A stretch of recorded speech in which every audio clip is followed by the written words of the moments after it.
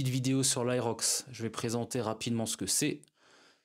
Ensuite, je vais parler de ma préparation pour l'Aerox en équipe de Karlsruhe le 2 mars 2025.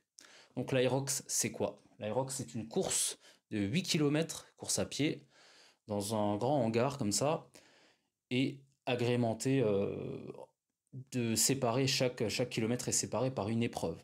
Donc on a du ski erg, on a du rameur, on a des sled push, sled pull, des fentes, des burpees, des wall balls, différentes épreuves. Je les ai pas données dans l'ordre. L'idée, c'est de tester son fitness, hein, bien sûr, mais c'est principalement de l'aérobie. Donc on va pas avoir de force max, on va pas avoir de mouvements très techniques, comme au CrossFit par exemple, où on a de la gym, on a de l'haltéro, ce qui rend l'Aerox relativement accessible et ce qui fait une partie de sa popularité. Donc, comment je me prépare pour cet Aerox? Donc je suis parti sur 3 mois. J'avais 3 mois à partir du moment où j'ai appris que j'allais participer.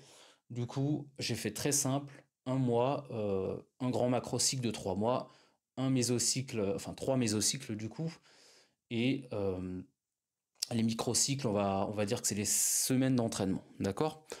Donc, premier mésocycle, c'était donc le mois dernier où je me suis focalisé sur tous les mouvements spécifiques à Aerox que je maîtrisais pas, hein, que je pratiquais pas.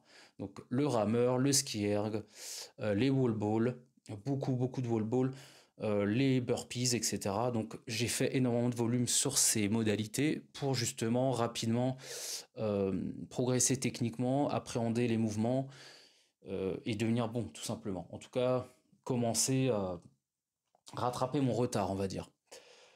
Euh, j'ai aussi fait de la course à pied, bien sûr, mais j'en viens maintenant à ce second mois, deuxième mésocycle, où là, c'est full course à pied. D'accord? Donc là, j'ai quatre entraînements vraiment fondamentalement basés sur la course à pied.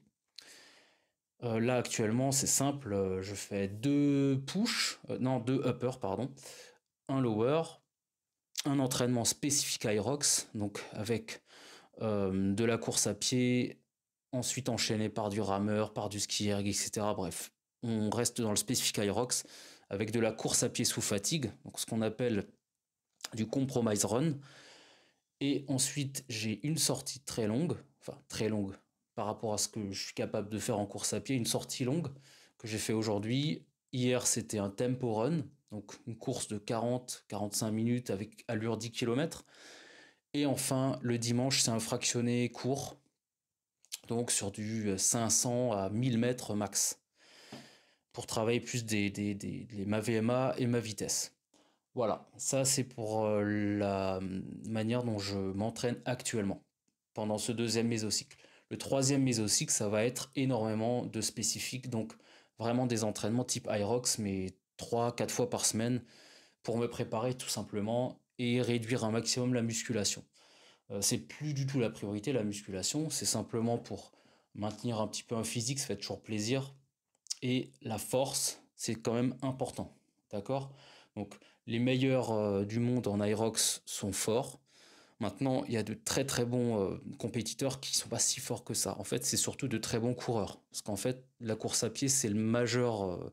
C'est majoritairement de la course à pied, l'Aerox. Donc si vous êtes bon en course à pied, vous allez performer en Aerox parce que finalement, vous allez réussir quand même à arriver au bout des autres épreuves.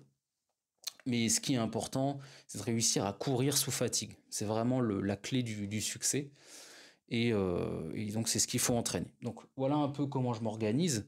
J'ai pas tout le détail. Si vous êtes intéressé par le détail, je peux en parler. Je peux présenter des entraînements. Je vais essayer de me filmer. Mais voilà, comme ça, vous avez une petite idée de ce que c'est que l'Aerox. Et j'essaierai de faire des vidéos le 2 mars, tout simplement. Voilà. À bientôt, Internet.